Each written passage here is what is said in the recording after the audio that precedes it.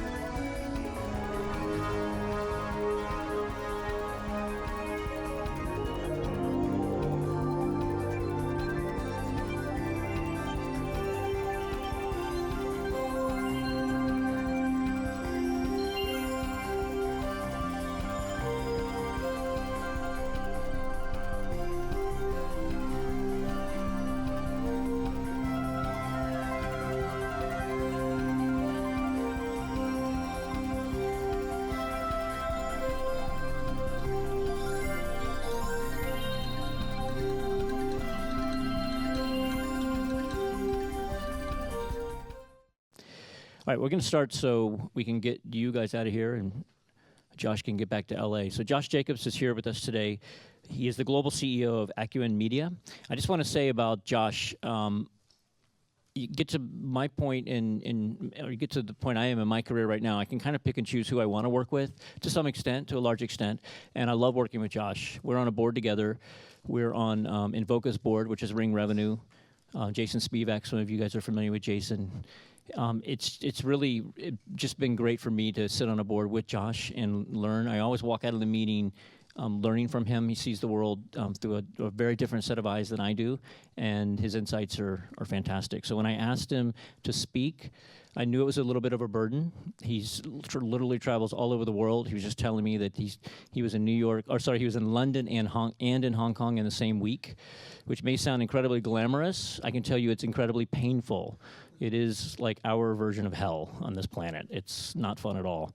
So he's traveling a lot, but he was able to mark this day off a couple months ago, and he was able to hold it for us, which is fantastic, and I'm very, very appreciative of that. Very quickly give you a feel for his background. So Accuen Media is Omnicon's programmatic media buying platform. What the hell does that mean? Listen, I invest in this space, and even I get confused by it. The ads that you see on the internet, by and large at this point, are being bought and sold automatically. People put in bids for certain types of demographics they're looking for, certain times of day, certain sites, et cetera, and it's programmatic buying. It's happening in milliseconds.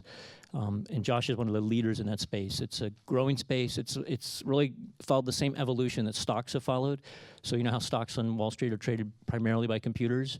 That's now how display ads and soon every kind of ad online is being bought and sold. Prior to Accuen, Josh was the Senior Vice President of Advertising, Products and Global Marketing at Glam Media, a very successful company.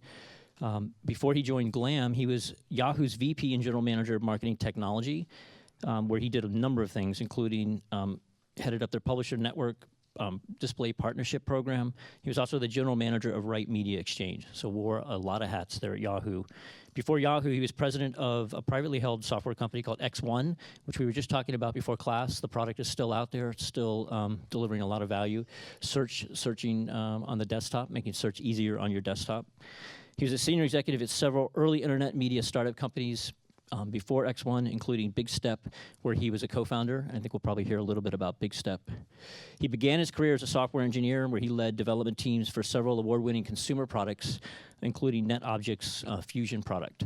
So diversified career, comes from a technical background, and now finds himself at the head of one of the biggest media organizations in the world. I'm looking forward to hearing what he has to say. Let's welcome him to our class.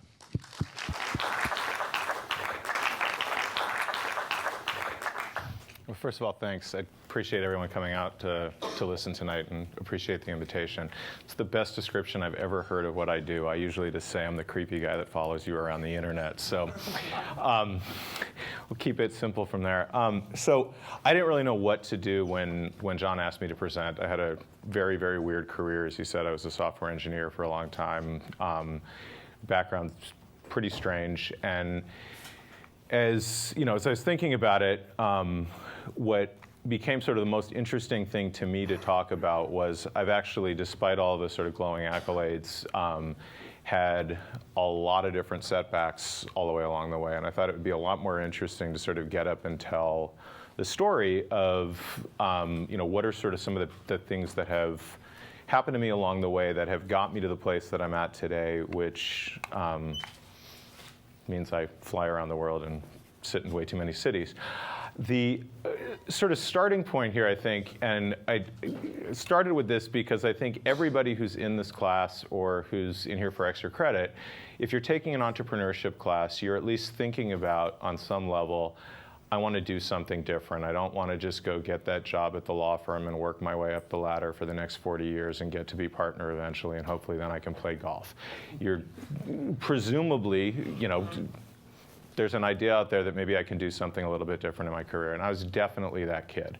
And the hair goes quickly, but the ideas overall don't really change. And for me, the sort of starting animating thing in a lot of ways was I graduated high school. I was really, really young. I hated school. I wanted nothing to do with it, and immediately sort of took this other path and said, I'm not going to college. I'm going to go do something else with my life.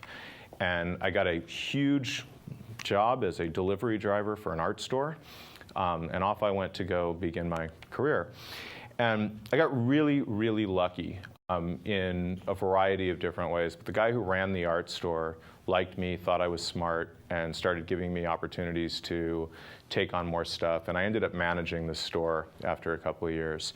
And one of the things that happened during that time is we bought a business that was, I don't even know if anybody in here will remember this, but back when Macintoshes first came out, we had this thing called desktop publishing, and you would go in with your floppy disk into somebody else's business and pay to use their laser printer. Great business, super lucrative. And I learned how to use Macintosh, which turned out to be a really good thing because through that I met a bunch of people who worked at Apple. And this led to this very interesting, I guess, conundrum for me. I was bored at the art store, wanted to be doing more, was having fun playing with computers and learning more about that, but was working at an art store and really didn't know what I was going to do next. And I had a couple of friends who were working at Apple who were coming home and telling me these stories about beer bashes every Friday and all this great fun, and there were video games in the office. And I had another couple of friends who, one of their aunts owned a video store, and again, I'm going to keep dating myself here. Video stores are places where you used to go rent videos. We had jobs waiting for us in Austin. All we had to do was pick up and move ourselves to Austin, and we could be clerks. And so I decided I got to change something in my life. I have to take this step forward. I'm either moving to Austin and getting this job at a video store, or I'm getting a job at Apple. And it drew a line in the sand and said, on this Monday, if I don't have a job at Apple, I'm moving to Texas. So it gets closer and closer, and got new tires on the car and everything I own in boxes, and I'm ready to leave. And I got hired at Apple on Friday afternoon right before that deadline. And again, it's one of these sort of, I'm sure there's an alternative life Josh out there somewhere in Texas drinking beer, driving a pickup truck, and still working at a video store. But working at Netflix maybe. So I got really, really lucky there. And you're going to hear that theme, I think, over and over again as I talk through this, that I'm not sure if it's being lucky, being in the right place at the right time, or raising my hand a lot and saying, I'd like to try that.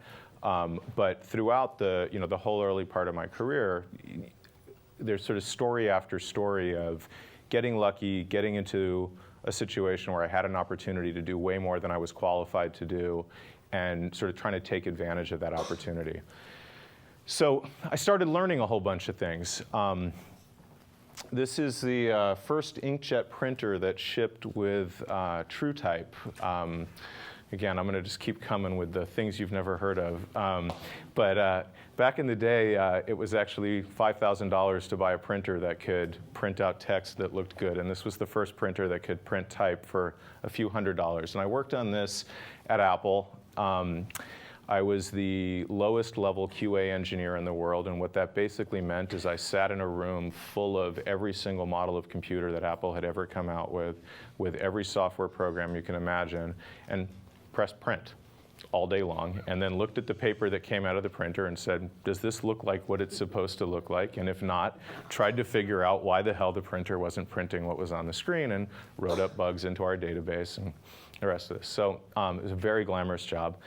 And along the way, we got to this point. This was, interestingly enough, for as low level as my role in this whole thing was, for Apple, this was actually an incredibly critical project. Shipping TrueType was about the first time that Apple tried to sort of sever their relationship from Adobe and stand on their own 2 feet with imaging. And so it was getting a lot of attention at the senior-most levels of the organization.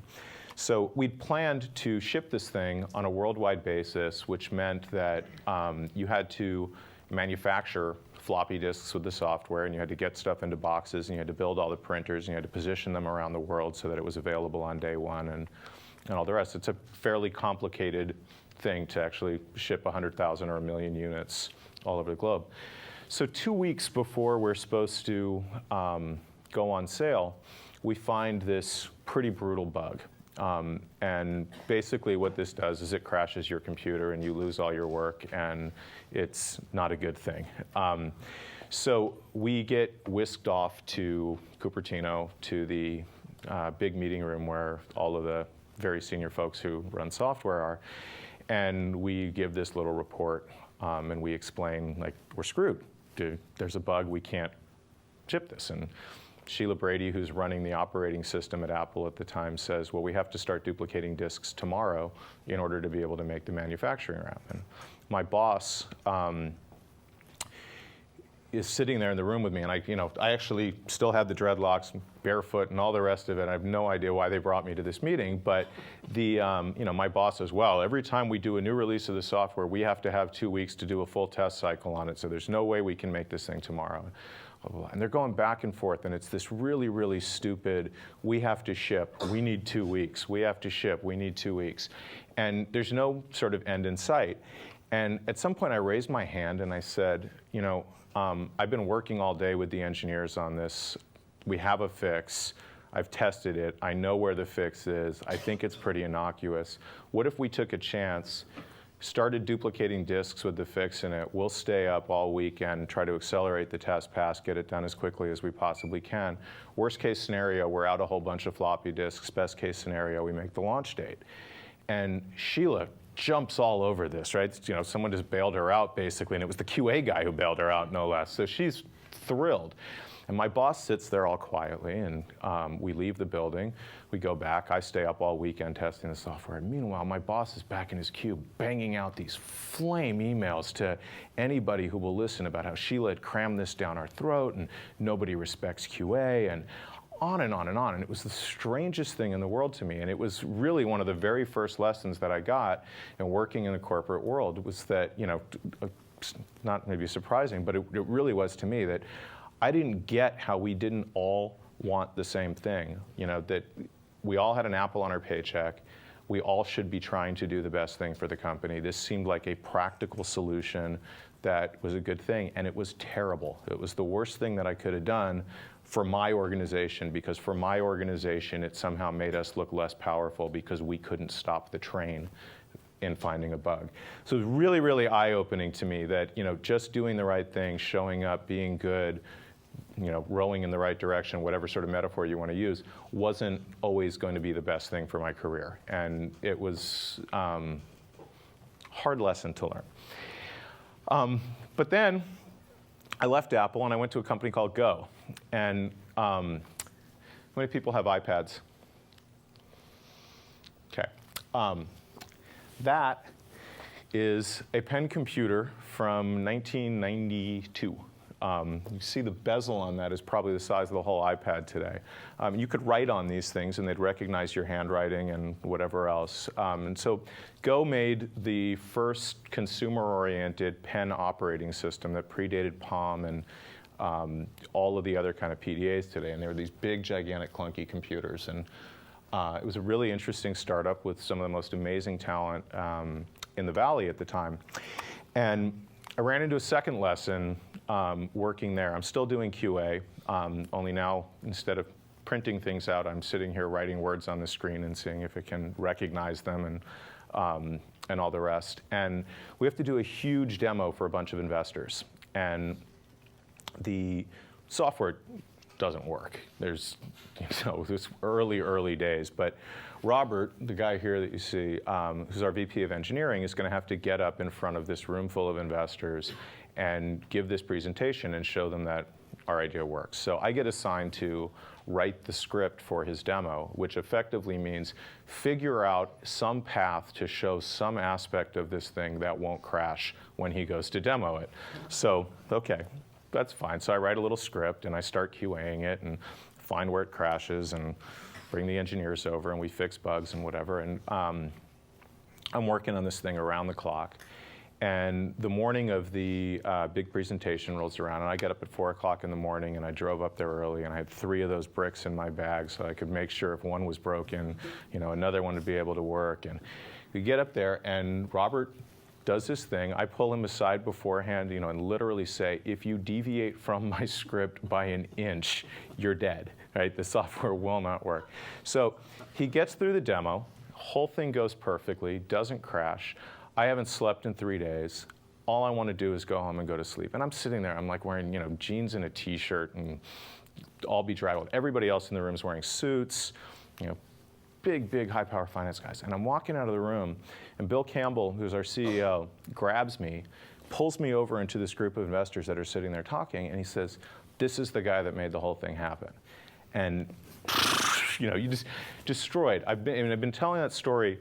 It's 20 years ago now. I still get goosebumps because there are so few times in your life where somebody who does not have to see you, sees you, recognizes you, and it changes everything about the way that you are willing to go after working for those people.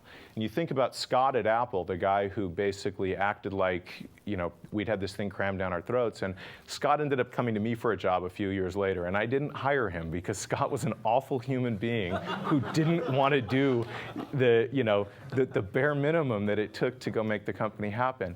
I would run through a wall for Bill Campbell to this day because the guy just recognized that you were working your ass off for him and took the time, regardless of the room that he was in, to make sure that you knew that he knew that. It was a great, great lesson. The next one, I went back to Apple. And I ended up in a really, really interesting job where they hired me to do QA. Recurring theme here. And a couple of days into it, the guy who was the lead engineer on the project that I was supposed to be testing for realized I knew as much about programming as the rest of the folks on the team, and they made me into a programmer on it instead. And what became really interesting there was that we had a bunch of really, really smart senior engineers who realized that I wanted to learn. And so they literally came up with the title work that they had to do. And it was all this stuff that was too boring for anybody who had any real experience or who had an engineering degree, and that I would jump at the chance and stay up all night to get to do because it gave me an opportunity to go learn something and the rest of it. So literally, I actually, that job, 2.5 years where it began, quite literally come in and be the QA guy on this authoring tool.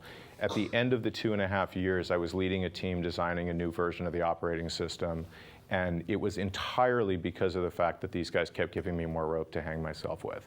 So, third lesson, people are going to give you chances. Being the person who raises your hand and says, I want that opportunity, trying things out that don't necessarily fit into your wheelhouse or aren't what you know how to do. If you can find people who will give you those opportunities and teach you, and if you can let yourself be willing to get out of your comfort zone and take things on, there is literally no bounds to how quickly you can accelerate your own career and change your direction.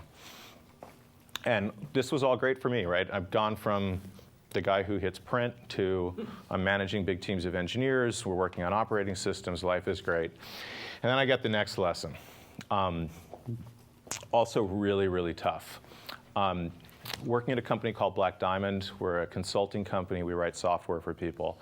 And I'm now managing the whole West Coast office, and I've got all of these engineers working for me, and we're hiring them from different places, and we're putting them on projects. And this guy David joins us, and he wants more than anything else to be an engineering lead. That's his, big sort of aspiration. He'd been an engineer, and he wanted to lead teams. And leading a team for us meant that you had to write proposals for clients, and we would, we were actually, it was an interesting business. We took software that was written for PCs and ported it to the Macintosh. And so what that meant was that, companies like IBM, for example, that had all sorts of custom software that they had written to run some of their big printers and things like that, had one customer that had a Mac. So they'd pay us to go write a Mac version of their software. And so generally, 30 days into a project, we would write a whole, okay, we've dug into it, we understand what's going on, here's how long it's going to take to do this. And that was part of the job of an engineering lead. And this guy, Dave, is 7 days in, and he's supposed to be starting to work on his 30-day plan, and it's not getting done, and it's 2 weeks in, and it's not getting done, and it's 3 weeks in, and I haven't seen a draft of this thing, and so I start talking to him, and kind of need to see where we're at, and one day I sort of walk behind his desk and see that he's pretty much written the headline and changed the font 12 times, and that's about the extent of, of where we are in this thing. And he just keeps assuring me, I got this, I got this, I got this. And it was, he didn't know how to write, right? Like the thing, at the end of the day is he had got himself into a position where he wanted something so badly, he didn't know how to do it, he didn't know how to ask for help, and he didn't know how to say, I don't know what to do. And he just kept digging deeper and deeper and deeper into that. So the document needs to be at FedEx on whatever morning it was at 9 o'clock in the morning. So I'm leaving at 5 o'clock the night before. I still haven't seen this thing. And it's, okay, you're finishing it tonight.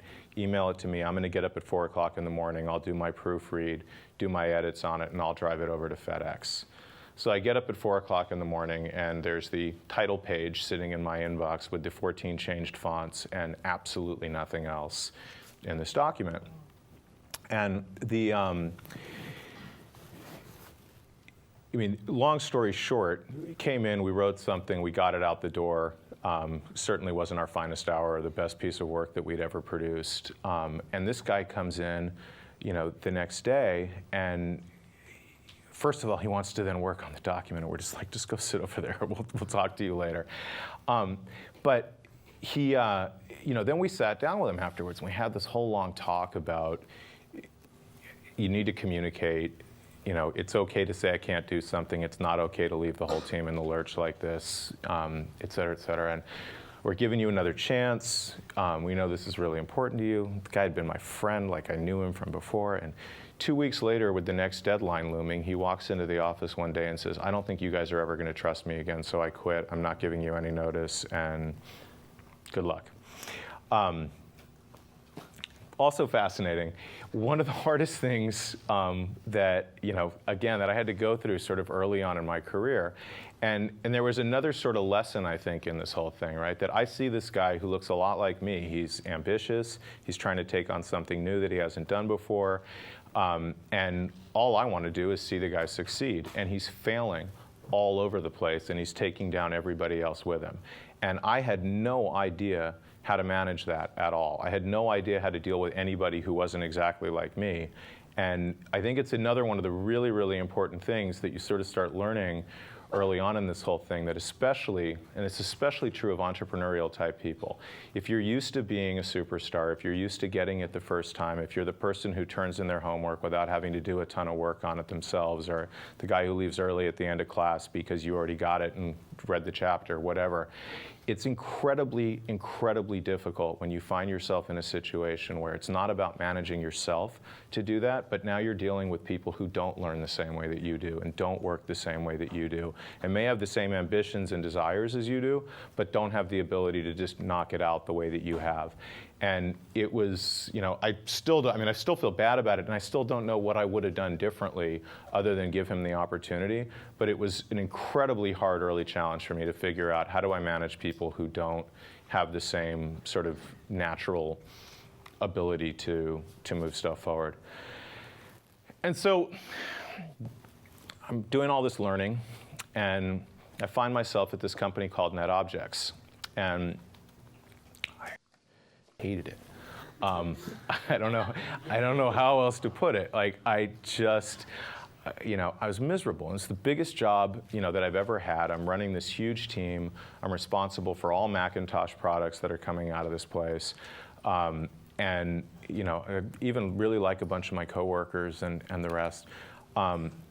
But I'm basically doing the same thing that I've been doing for the last 5 or 6 years, which is we have a Windows team who's writing the Windows version of the software, and my team's making it run on the Macintosh. And I had a mentor there, this guy who's about 10 years older than me, named Tom Hammer. And I was out walking with him one day, and he said this thing to me that's just stuck with me ever since. And it's one of the stories I tell people all the time because I feel like it's really made a huge difference for me. And what he said is, Josh, the reason you're so angry and you're so frustrated and you're so bored is that in your life you need to go back and forth between jobs where you learn and jobs where you teach. And you've been learning for so damn long, you need a teaching job. Or maybe it was the other way around at the time. But the point that that he was trying to bring out was that you are going to go through these stages where you want to be challenged, you want to pick new things up, and then you need to cement those skills and make them your own. And so you go through these waves of I'm learning, I'm absorbing, and then you have to teach, because teaching is the process of ultimately figuring out how do I internalize this, how do I make this a part of myself, how do I communicate this and lead other people to be able to follow those same things. And I think as you'll see, as we sort of talk through some of the rest of the arc of my career, as it were, this starts to become this real theme of jobs where I'm way outside of my comfort zone, and then jobs where I got a chance to kind of pull all the pieces together, take the new things that I learned and do something with them. And I would definitely, encourage everybody that there are sometimes a job that may not be a huge step up or a new challenge. The challenge is actually found in being able to say, can I teach other people how to do this? And that's just as valuable. So it's the interlude. Because then I had a really funny experience. I'm working for this company that's in New York, and I'm traveling a lot, and I call my wife up one night and launch into this, she says, how was your day or whatever, and I just went out to dinner at what's supposed to be this really nice restaurant, and my crab cakes came and they were cold in the middle, and the duck was dry and it wasn't very succulent. And my wife, who is sitting at home, says to me, oh, that's interesting. The cat's sick. The roof is leaking, and launches into this just whole litany of very, very real world problems that she's sitting at home dealing with by herself while I'm complaining about the duck not being succulent. There's a bunch of different lessons, ultimately that come from this. First of all, your wife will never forget. I hear about the succulent duck to this day. Trust me, I whine about absolutely anything. My wife looks at me and she goes, "What? Your duck's not succulent?" I'm not allowed to complain ever again because of that episode. But it also, I think, it really. I think it's really, really easy when you're wound up in doing something, when you're building a company, when you're traveling around the world, all of the rest of this stuff, to just kind of forget that other people in your life are dealing with other things, and that, being able to stop just seeing your cold crab cake and, and remember the other people that are around you and understand and have enough sort of ability to separate yourself from that and be empathetic. Something I absolutely sucked at, and it was really, really hard to, not just be running around being full of myself. And the succulent duck thing, in a lot of ways, really is, I think, it's a grounding thing for me to this day, that work is not my entire life. I have these other people in my life that matter to me, that I need to make time for, and that I need to remember that the stuff that I'm working on, I sell banner ads on the internet. It's not that big of a deal. We're not curing cancer, and it just. I try to, find ways all the time at this point to kind of come back to that reality of saying that despite the fact that you're running around and doing all of this crazy stuff, stop, see your family, make time for them.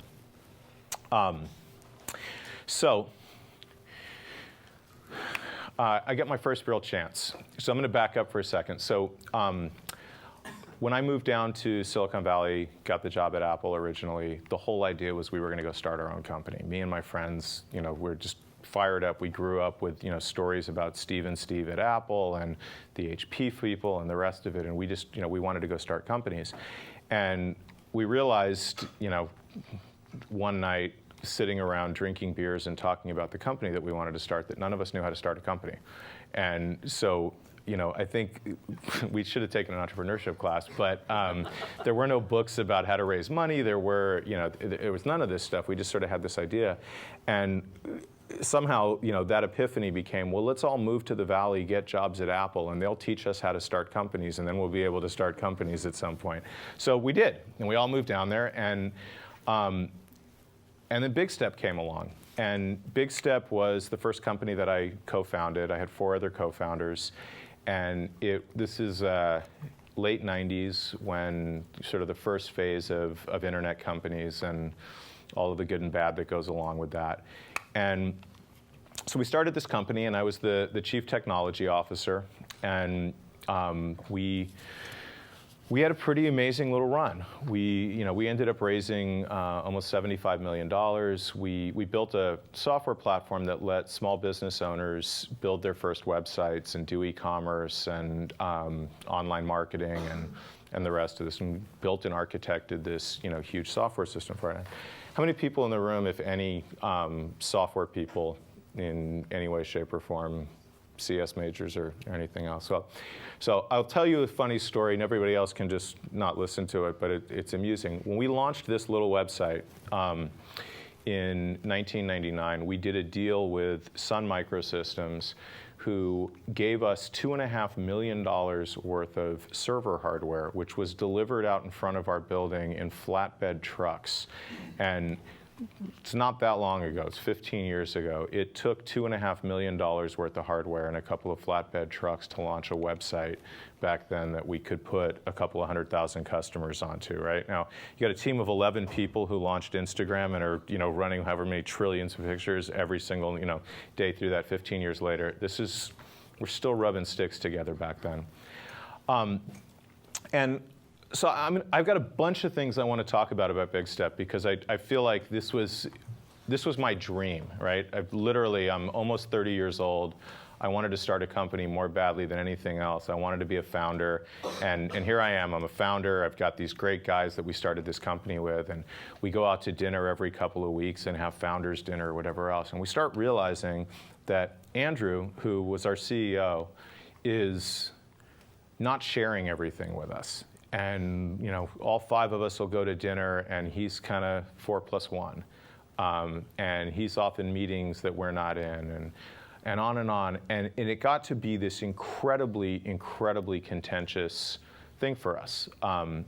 And Andrew and I had a bunch of literally knockdown, drag-out fights where we had to leave the building and go somewhere else so we could scream at each other, and really, really, really tough. And I didn't know what was going on.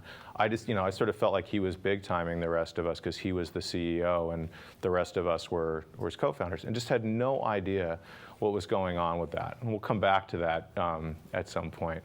But I was also an incredibly arrogant young punk. And so we're 2 years into this. We've raised a ton of money. That makes me probably the smartest guy in the room, because we raised all this money, and that was the metric that you cared about back then. And I got bored. I'm CTO. We've got a VP of engineering. We've got a VP of network operations. My job is like basically strategic business development at this point. I got a couple of people reporting to me, and I'm wasting time. So I decided what I was going to do is I was going to drive the expansion internationally. And I wrote a business plan for that. And my whole business plan was, because the software is already written, I can just go over there and build a sales and marketing organization and start charging and make money from it. Now, The internet back then, the strategy of an internet company was you aggregate eyeballs and you will make money later. And that was basically the entire business thesis of every single company that got created back then. So we were very much in the aggregating eyeballs phase of the development there, and we aggregated a lot of them. And our board said, if you've got all these ideas about how to make money, why don't you do that here? And do that here meant taking on the job of somebody else who was there, who we fired, who was the VP of Sales and Marketing. And so I went from this job where, you know, I'd literally done every single job in the engineering organization, down to being the guy who QA'd print drivers, to managing these 4 functions who were amazingly, and I absolutely kid you not, the 4 people who were the vice presidents heading these functions, Duke MBA, Harvard MBA, Wharton MBA, and a Haas MBA. And here comes, you know, Barefoot Josh, the engineering lead, still had dreadlocks, and I just come walking into this room to supervise these 4 people who have, you know, forgotten more about their functions than I'm ever going to know in my entire life. And I sit down with David Rich, our VP of Marketing, and I just start talking. I start telling him all the cool stuff we're going to do now that I'm in charge. And he let me talk for probably 15 minutes, and I finally paused for air, and he looks at me and he goes, "Who the f do you think you are?" And proceeded to tell me what a complete fucking idiot I was, that I knew absolutely nothing about marketing, and that there was no way in hell that I could tell him anything about how to do his job. And he was absolutely right. I love this story to this day because it was by far the most difficult thing as a manager to go from being in this position where, I mean, I was a pretty decent engineer, and I'd built a pretty damn good engineering organization, and all of a sudden, I don't know how to help these guys. And so my job became very, very different. It became this incredible challenge to kind of go, how do you take people who are smarter than yourself, who know more than you know about what it is that they're doing, and add value in that kind of a situation? And it is an incredibly, incredibly interesting challenge. And I'll digress from Big Step for a minute, because I've got a guy on my team right now who's a really, really sharp technology guy. He's a product manager. And we're promoting him into a leadership role. And when we gave him the promotion, I sat down, I told him this story, and then proceeded to say to him that he was about to go through the most difficult challenge that he had ever gone through professionally, because he's been a stud. Like, he's great at what he does. And we said to him is, the things that have made you good at what you do are going to be the reasons that you fail in the next phase of your job. That literally the fact that you can just roll up your sleeves and do it yourself faster than the weakest link on your team is going to kill you. And it's going to be the reason I fire you from this job, because you can't figure out how to make a team perform at the level that you perform at instead. I will tell you this over and over and over again. The most success you will have in your life is when you surround yourself with people that are smarter than you. The hardest thing in the world as a manager is to figure out how the hell do you add value to a team like that. And what I figured out, to some extent, because again, I don't have any illusions about how much or how well I did or didn't do in that job. But what I figured out was that what I could do for that team is, as a founder and somebody who really, really understood the vision of the company, I could align what they were doing. I could provide them with air cover at the board of directors. I could help them to make their individual functions coherent within the overall strategy of the company.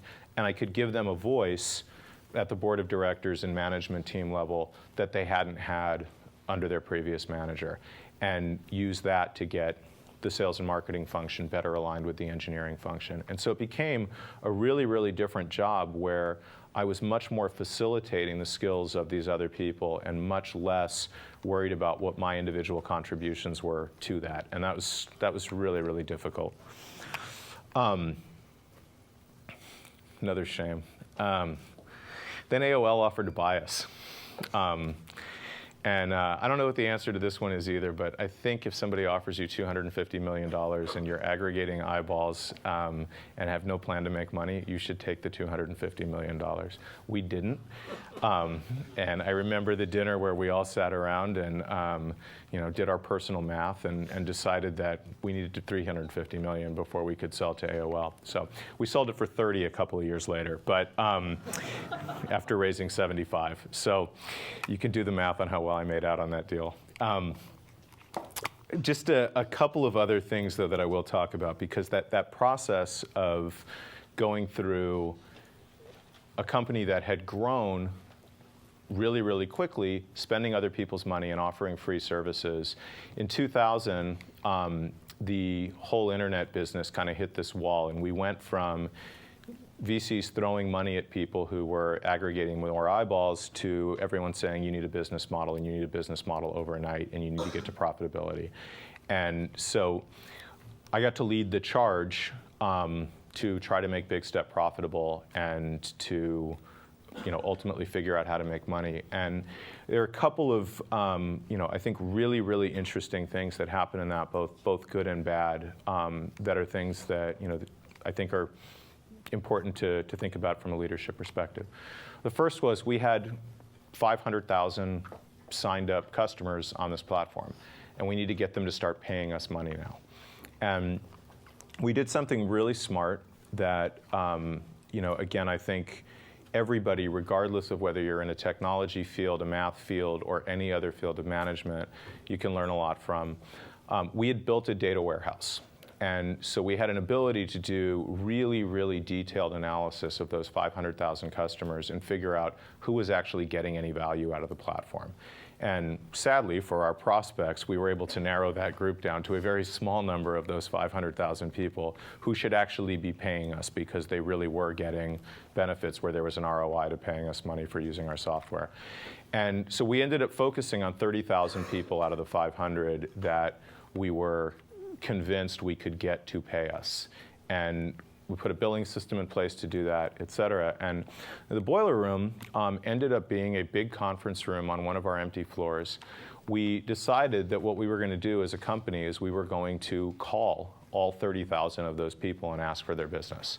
And so we set up a huge room full of telephones, and every single employee in the company got a quota. The engineers got 50, the customer support people got 200, but literally all 30,000 of those names got assigned to somebody. And I moved my desk down to the boiler room, and the whole deal was come down when you have a break, come spend an hour in the morning, whatever it is you got to do, but everybody's got to come make your phone calls, and I'm going to sit here the whole time, and if somebody yells at you, if somebody's pissed off, you don't have to deal with any of the angry customers. I'll take the angry calls.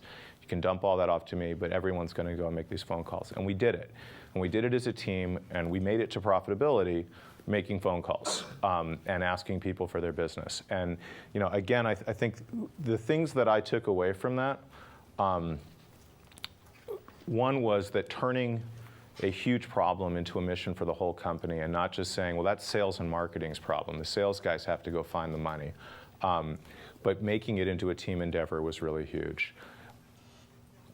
From a management perspective, not making it somebody else's problem, but saying, I'm going to sit there with you, and this is my problem as much as anybody else's. I'll take the angries.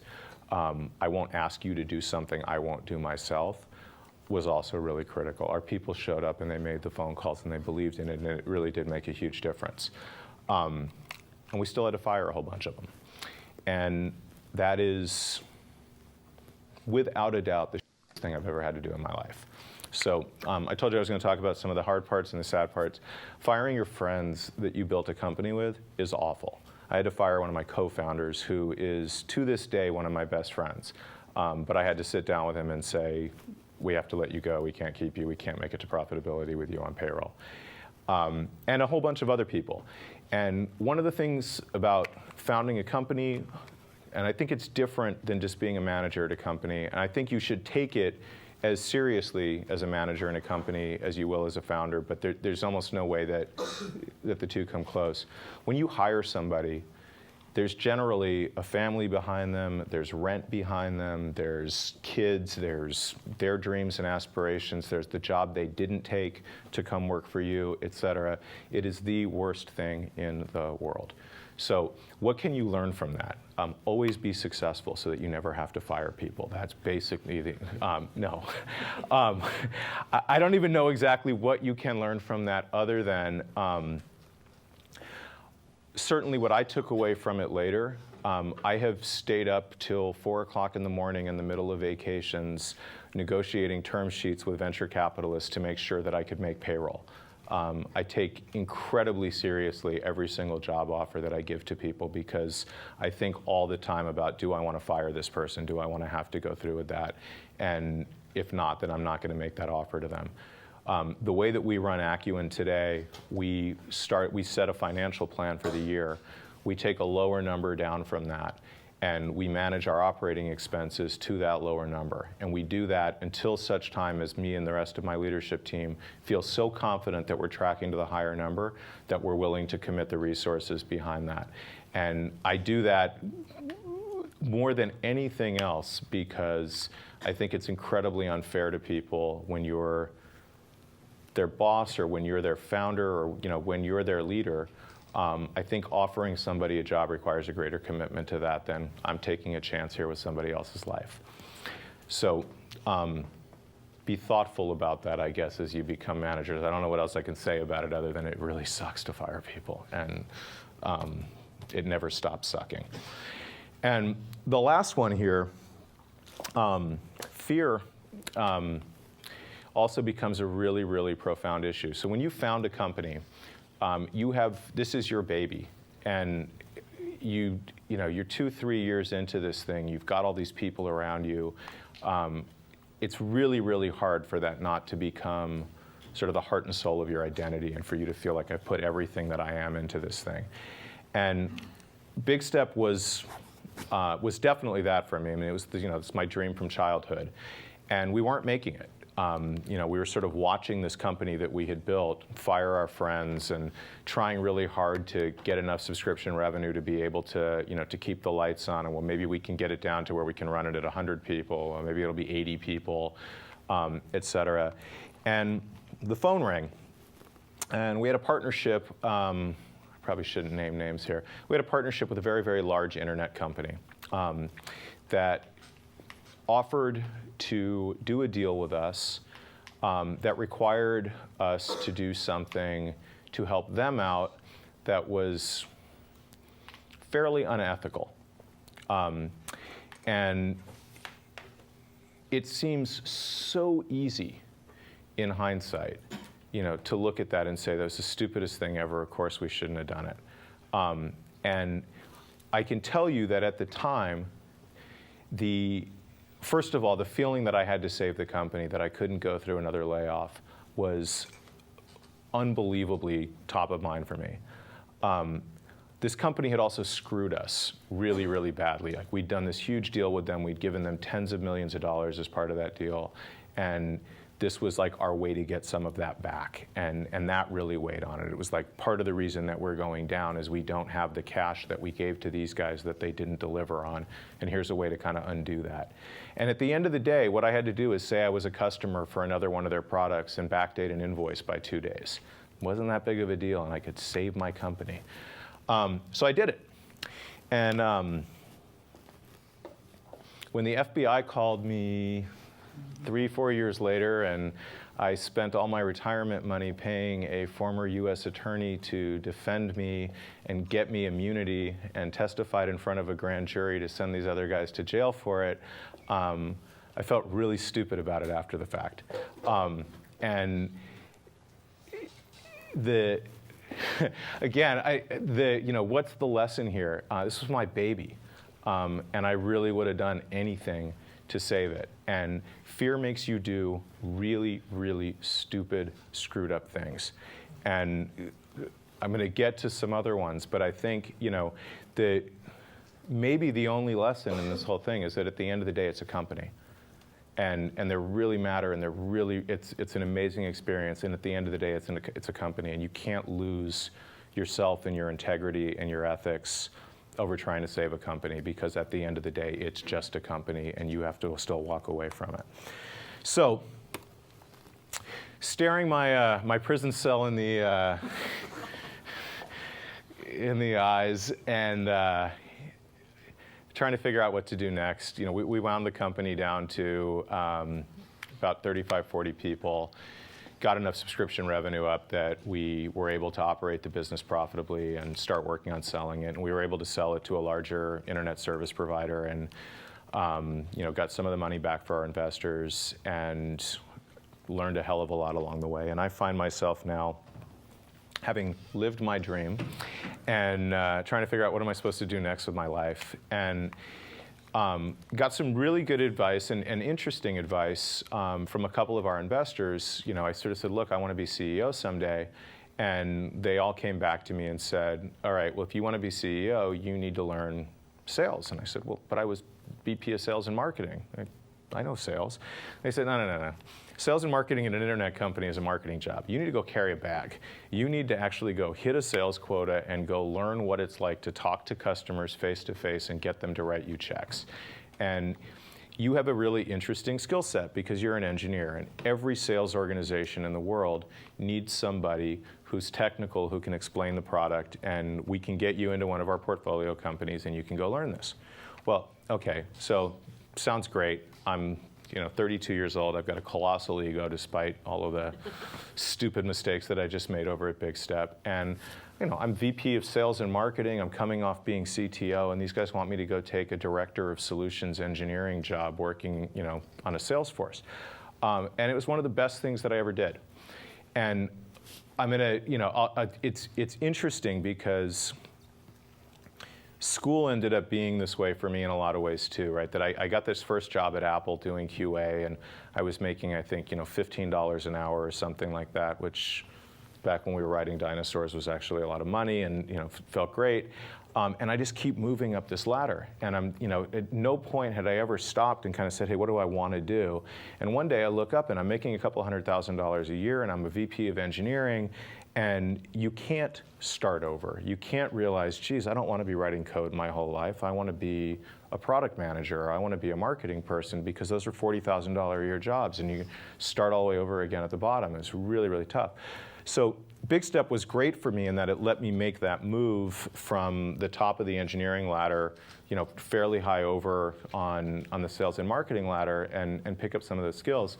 But one of the best things that I did, and I, in a lot of ways wish I had done it sooner, was checked my ego, took a job that felt smaller than me because I really needed to go learn. And I spent 2 years doing a couple of different sales-related jobs. They were definitely not at the compensation level, not with the title, or any of the other things that you sort of, at that point in my career, I expected of myself. I ended up working for a couple of incredibly smart people who taught me a ton about selling. I ended up learning how hard selling is, which is also something, I would recommend regardless of any field that you ever get into, working in a real sales organization for a year or two, no matter where you ultimately see your track. It's a phenomenal, phenomenal experience because it is just so close to the raw, how does a business actually happen? And where does that friction come from? And as a manager, one of the things that these guys said to me when they put me into this job is, Josh, you're not a sales guy and you're never going to be a sales guy. But if you're going to be a CEO, you're going to manage sales guys. And you got to know how to read a pipeline so that your sales guys can't bullshit you. You got to understand what's really happening in that organization well enough that you can understand and make predictions about your future cash flow. You need to have an understanding of this so that you can help these guys and understand what your role is in parachuting into big deals and helping give air cover to those teams, et cetera. So it was incredibly, incredibly valuable, and it was no question I will never ever consider myself a salesperson. I have tremendous, tremendous respect for them. But I think if you can find a way to do a job that you're never going to do, but that you're going to be dependent on at some point in your career, it's really, really helpful. And it gives you a really different perspective ultimately when you become more of a general manager and get to sort of manage more broadly. And I got the chance. So from from this being out in the field, I get a phone call one day from a guy named Bill Gross, who runs Idea Lab down here in Pasadena. Bill is an absolutely amazing serial entrepreneur savant. I don't even know exactly what to call it. I think he started 60 or 70 different companies. Idea Lab basically, well, okay, I'll back up and I'll tell you a funny story. Bill started a company called Knowledge Adventure that was a gaming company, and was phenomenally successful. And Knowledge Adventure goes public, and they're worth a ton of money. And somebody comes down and finds Bill down in the basement. He's got all these engineers working on all this stuff that has nothing to do with games. He just had all these ideas in his head. So he just, he's the founder. He just keeps grabbing people and he's like, hey, I want you guys to go work on this thing over here. And, and this board member's looking at it going, Bill, you can't do this. Like, we're a public company. These guys are paid to be building the next big knowledge adventure game. What are you doing here? And a bunch of his board members and friends and advisors sort of said, we got to get this guy out of this company and we got to build a sandbox for him where he can go play company all day long because he's freaking great at it and he's got these amazing ideas and he sure as hell can't do it trapped inside a single corporate entity. So they literally built Idea Lab as a platform for this guy to go start companies all day long, and they're great at it.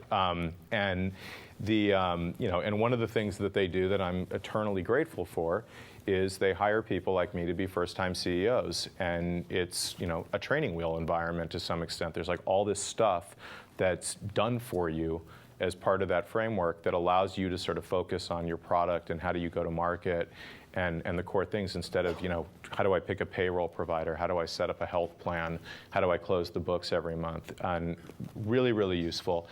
And so I got my first crack at running a company, and it was very bittersweet. A bunch more stories here that came out. The first one is literally there was a founder of the company that they wanted me to come run. And the founder was the younger brother of the woman who was married to Bill Gross and was the president of Idea Lab. And this guy who was the founder was somebody that they weren't prepared to let run the company, but they also didn't want to sit him down and have the hard conversation with him because he was family that he wasn't going to run the company. And I was getting a little bit of a weird vibe as I was going through the whole interview process. And then I'm sitting down talking to Bill's wife as we're sort of negotiating the final package, and I get the paperwork and it says president instead of CEO, and I'm thinking, that's weird. I think the title should be CEO. Well, we don't give CEO immediately. You have to and it's just like all of these little things that were coming up, and I shouldn't have taken the job. And I knew it at that point in time that you're walking into a situation where these guys need somebody to be the hatchet person. It's not that they believe in you and they have your back and they're investing in you. It's that they have a situation that they've created of their own making, and they need somebody to come babysit it, and that's what you're walking into. And I knew it, and I was so desperate to erase all of that failure from Big Step and to get out of having the director of solution engineering title and and all the rest of it, that again I sort of I think I actually have tremendously fond memories of that company, and I learned a hell of a lot from it. But it was an ego decision in the face of everything telling me this is a job, don't take it, and I took it. So start working, and I realize very quickly. So Andrew, who was my CEO and co-founder at Big Step, is running another company for Idea Lab. And Andrew, the guy that I used to go have screaming matches with, was the one who'd gone to Bill Gross and said, you should hire Josh, that guy's ready to be a CEO. And so 6 months into this, and it finally hits me what was going on, why Andrew was 4+1, why he was off doing his own thing. I'm going to these board of directors meetings and they're crushing me. How come we're not raising money? How come we're not selling faster? How come the next version of the product's not done? And I got Mark, who's supposed to be helping me, but he wasn't all that helpful. And you realize, or I realized, that this is literally the loneliest job in the world, bar none. It doesn't matter if you've got co-founders. If you're the CEO, the difference in the pressure and the expectations that get put upon you are crushing. And it's especially first time, I mean, it's almost indescribable how isolating it is, because your partner, spouse don't understand the politics and the dynamics of it. They certainly don't understand how bad you want it. Like, I think it's one of the most impossible things to convey is when you take that first job, it is such a unbelievable fulfillment of things that you want that you almost don't want to admit to yourself if it's not working, because it means so much to you. So 6 months into this, I walked up to Andrew and I apologized to him, and I literally said, "I'm sorry, I was the biggest asshole. I had no idea how hard this was." And Andrew and I are very, very good friends today, despite the almost punching each other God knows how many times along the way. But it was an incredibly eye-opening thing to realize that, like, this guy wasn't trying to screw his co-founders. This guy wasn't trying to make himself better than us. We just had absolutely no idea the pressure that he was under and what that felt like, and how he didn't feel like he could share that or spread that around to everybody else. I learned another really, really tough lesson that goes along with sort of trusting your gut, which is that when you need to fire somebody, you need to fire somebody. And I've talked a lot about how much it sucks to fire people, and it really does. But the other thing that sucks even worse than firing people is keeping people around who need to be fired. And there's a couple of things that pop up in here, especially around the fear. Like, one of the most common things that comes up is, well, I need to find somebody to replace them before I get rid of them. And because otherwise I'm going to have to do it, and I don't have any time for that. And one of the things that we lose sight of very, very quickly is that when you have bad people in your organization, it's often not just that their work's not getting done, it's the impact that they have on the other people around them. And today, when we have a situation like that, generally the first question that I'll sit down with my team and ask is this person doing harm? If they're doing harm, they have to go, even if that means that we have to suck it up and find a way to triage the whole thing. If they're not doing harm, we may have a little more lenience around it. But if they're hurting the rest of the people around them, they have to go. So I'll tell you a funny story, because this was probably when I knew that he had to go, despite the fact that I should have known it months before. But it's the most disrespectful thing I have ever lived through in my life as a manager. I'm sitting in my staff meeting, and Mark, the founder, is late. And he walks into my staff meeting about 5-10 minutes late, puts down his computer on the desk, grabs his newspaper, and walks back out and goes into the bathroom. And then came back in about 15 minutes later and put the newspaper back down on the table. I fired him a couple of weeks later. I probably should have fired him 6 months earlier. But the guy was a cancer. And it was things like that all the time. And this is, it's the flip side of the it sucks to fire friends. It sucks for the people who are being impacted, who want to be there and want to be a part of your company, want to do good work, to be surrounded by people who are poisoning the environment. And it's always, always difficult, especially with more senior people or people who are taking on a lot of work or people who have been there for a long time that are, have some kind of iconic stature inside the company. And John and I dealt with this recently, with a couple of people that we know, and it's one of these things that's fascinating where you agonize and you agonize and you agonize about doing this. What's it going to mean to our culture, and and all the rest of this, and then you do it, and people start walking up to you going, "Thank God, I'm so glad that you did that," and you realize that while you were sitting there agonizing about all the the negative impact that it was going to have, there was just this poison spreading all over your company, and most of the people that you will work with in your life want to be successful. Nobody here, I don't know how many jobs you've had yet in your life, nobody gets up in the morning and goes, "I want to go to work and hate it today." You're going to spend the next, hopefully for all of you, since you're in an entrepreneurship class, you're going to spend the next 3 years of your life building companies, take them public, and go retire to the Bahamas. But you might end up working for 5 or 6, maybe 8 or 9 along the way in that process. Don't go to work and have it suck. And if you're in charge, don't go to work and let other people have it suck. Get them out of there, and it's your job to manage that. And fear really kicked in here too. This was a job I shouldn't have taken. I worked my butt off. I cared about it tremendously. But it was an incredibly, from the family dynamics, from some of the board dynamics, it was also one of the most poisonous situations I'd ever been in. And I got to a point where I felt like I needed to leave. And it's worth noting at this point that one of the investors that I'd brought into the company had left his venture capital firm along with one of my other board members to go start their own firm. And the two of them had been fighting with the Idealab board members basically since the beginning of the company. And so again, you had this really weird dynamic. Your board really, really matters. It's hard to manage a board. It's an incredibly hard, you don't know, are they your parents that you're bringing your report card home to? Your first board is a disaster no matter what. I've been told by a bunch of people it takes at least 3 before a CEO knows how to manage a board to actually be effective and contribute to them. Your first one's a disaster even if they're trying to help you. These guys were not trying to help. These guys were trying to fight with each other about literally everything. And so Robert and Stu leave the board, and this other guy who worked at the VC firm who'd put $10 million into us, joins the board.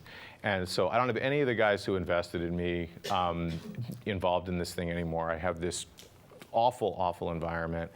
And, and they start talking about, maybe Josh should be running product and we're going to bring another CEO in. And they brought in this one guy and he was an absolute idiot and they fired him 30 days later. And meanwhile, I'm just, I'm sitting here like I've got this pile of stock. I've got a couple of years of my life invested in this thing. And I sit down with this new board member who came in to represent the $10 million, and I said, I got to get out of here. Like, these people are crazy. You guys clearly want to go in another direction. You want to go bring in a new CEO. And I'm thinking, I'm talking to a grown-up here, life is good. And he looks at me and he goes, we put the money into you.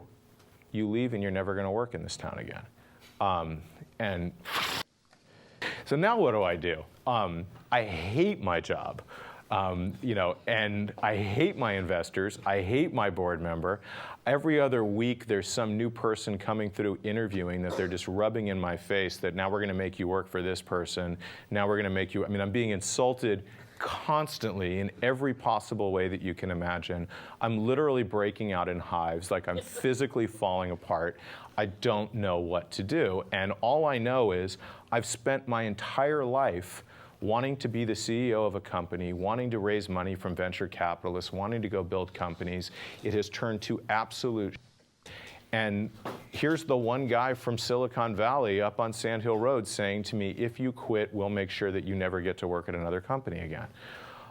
So I stuck it out for 6 months.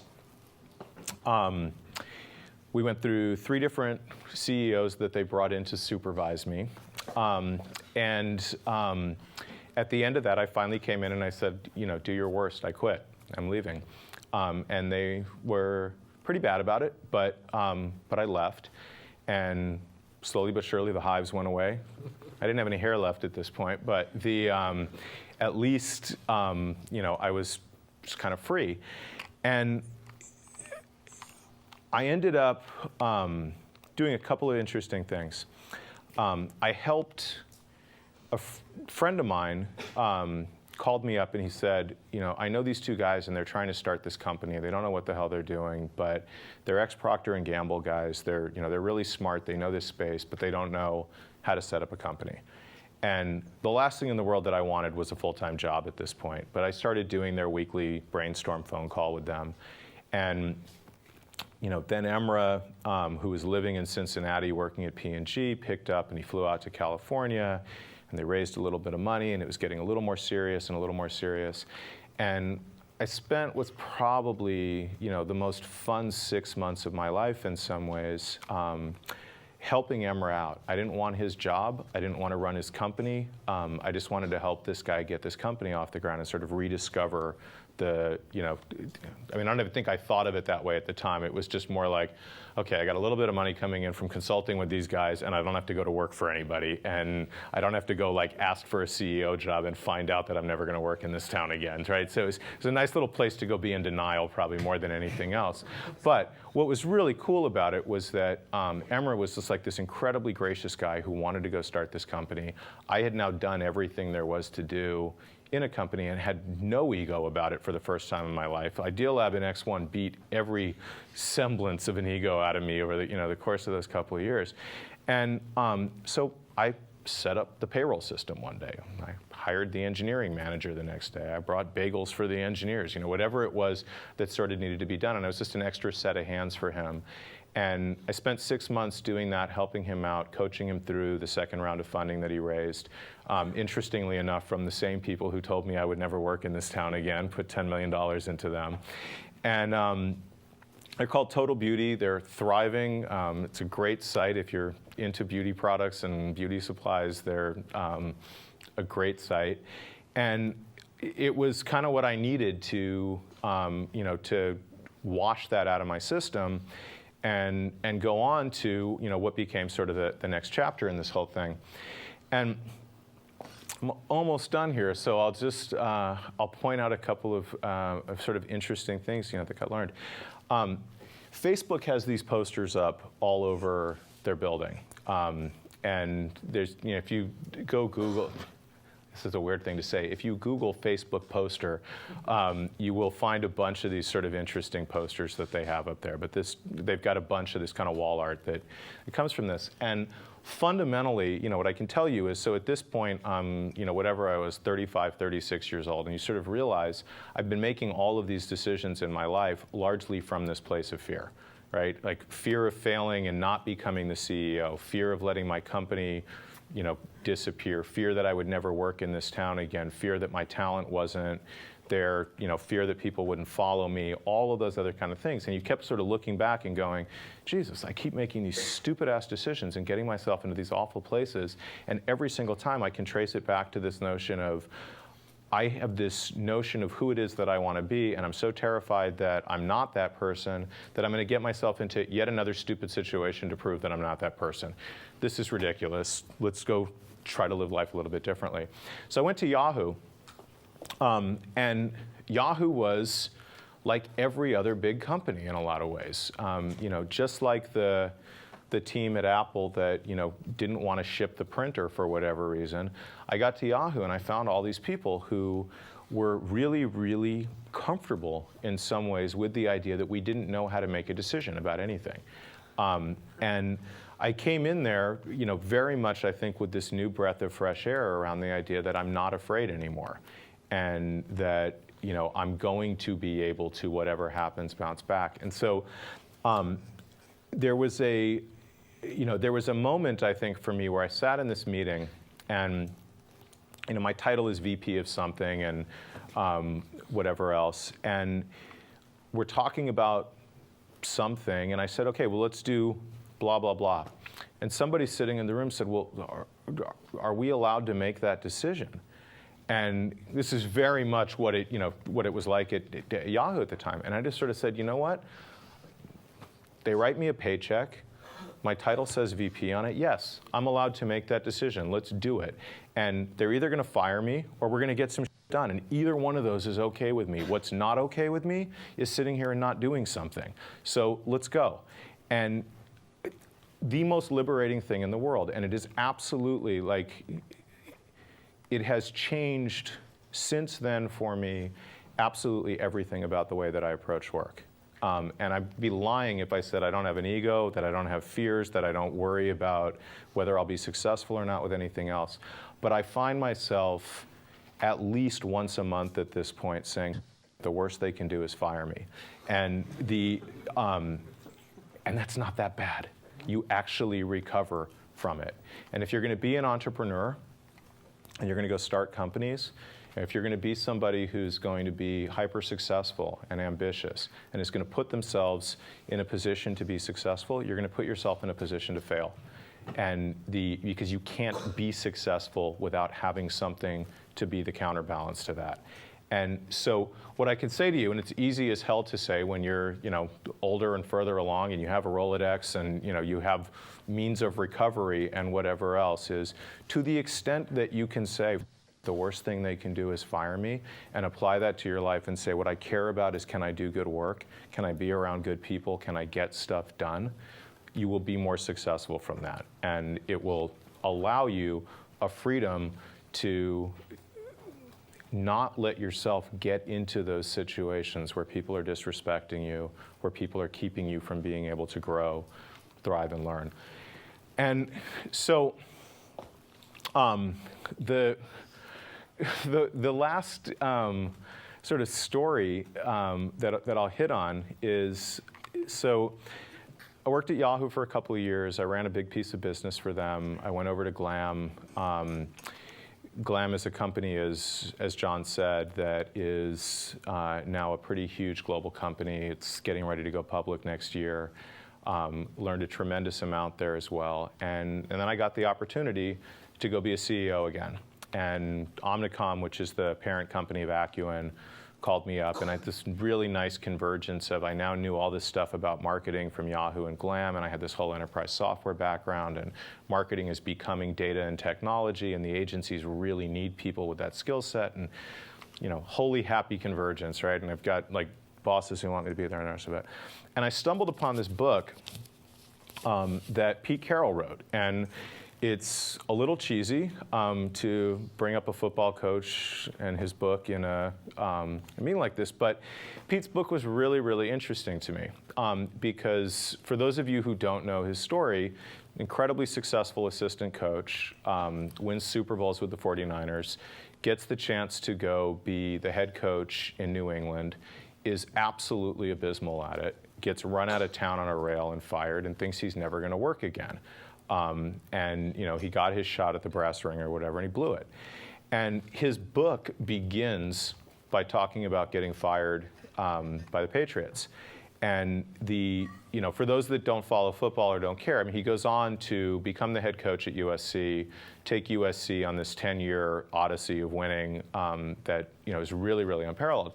But he wrote, this whole book basically about that sort of dark period of having achieved his, the apex of his life's desire and failed at it, and trying to figure out what do you go do next. And the one thing that his whole book is based on is what he came up with is that he realized that he had gone into every single one of these other jobs in his life without really understanding who he was or what he was about. What he was ultimately about was the ambition of getting that next job, right? And so it wasn't at any point him saying, this is what I want to do. It was just, there's this ladder, there's the next rung, I got to keep climbing, I got to go do this thing. And so while he's fired, he went out and he wrote a philosophy for himself, and realized that, kind of for the first time, he had the opportunity to sit down and think about who am I and what am I about.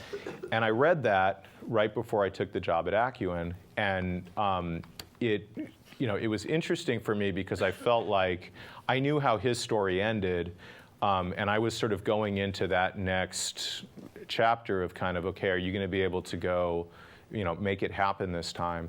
And so I did the same exercise, and I went through and I asked myself, what are you about? And I'm not about the same things that Pete Carroll's about. We are very, very different people, and we have very, very different philosophies.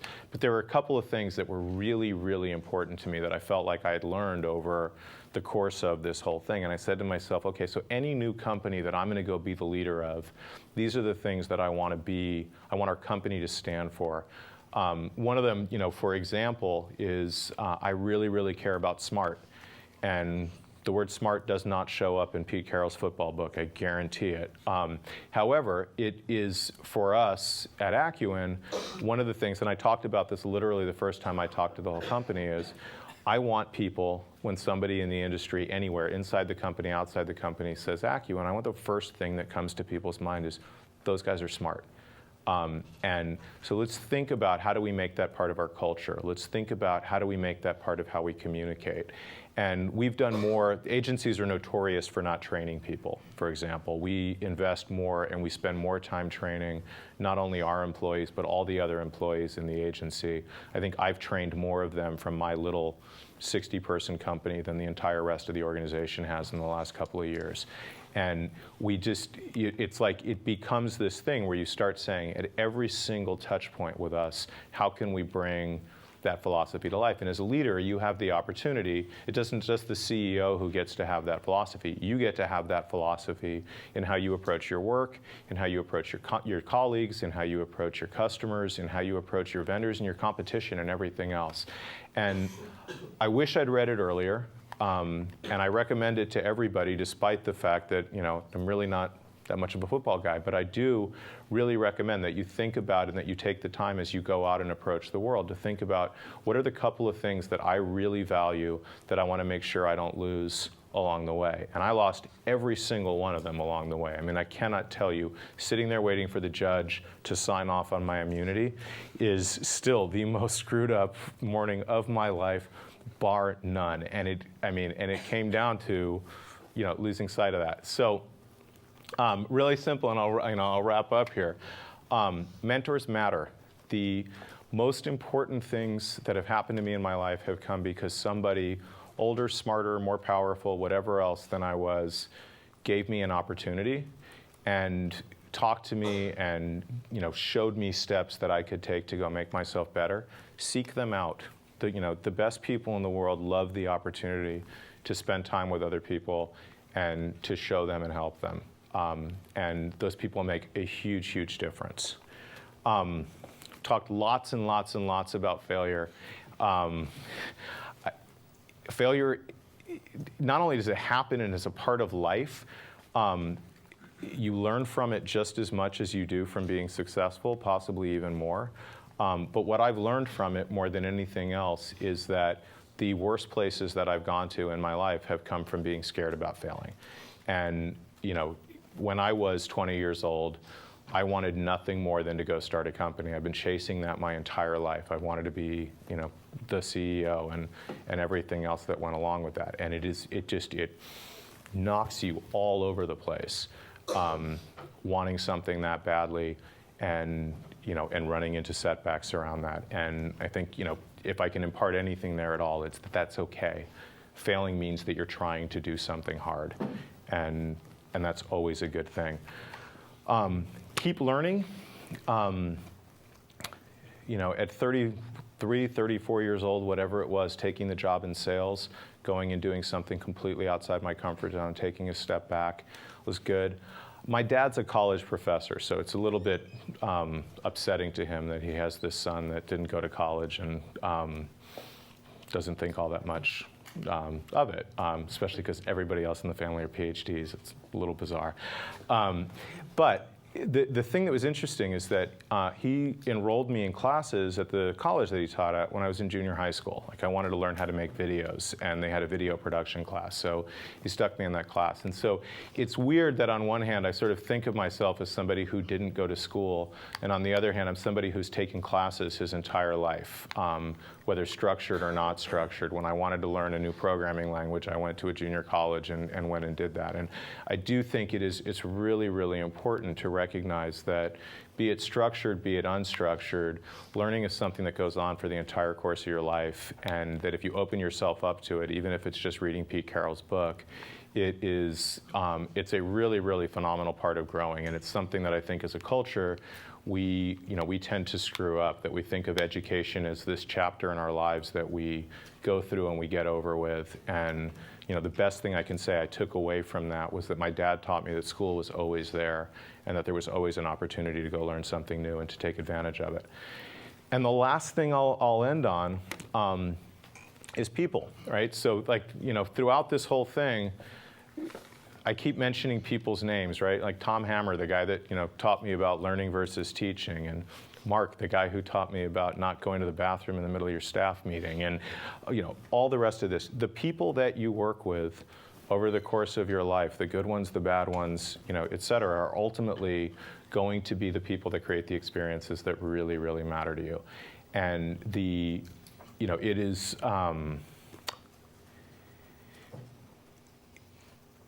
it is incredibly easy, I think, when you are pushing yourself to succeed and striving and sort of climbing, to miss that part of it.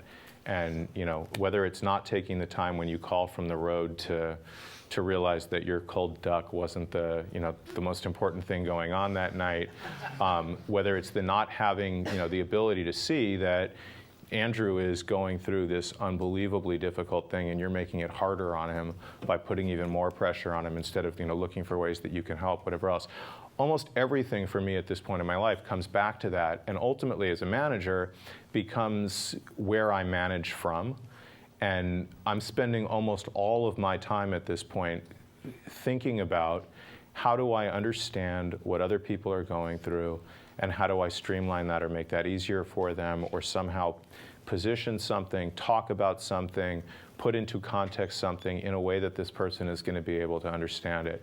And recognizing that many of those people are in fact going through those same kind of places of fear or lack of control that caused me to do things that in hindsight I don't want to do. And it's I think it's one of the most interesting things about business ultimately at the end of the day, that starting companies, running companies, is about getting other people to follow you, getting about people to believe in you, to execute your vision.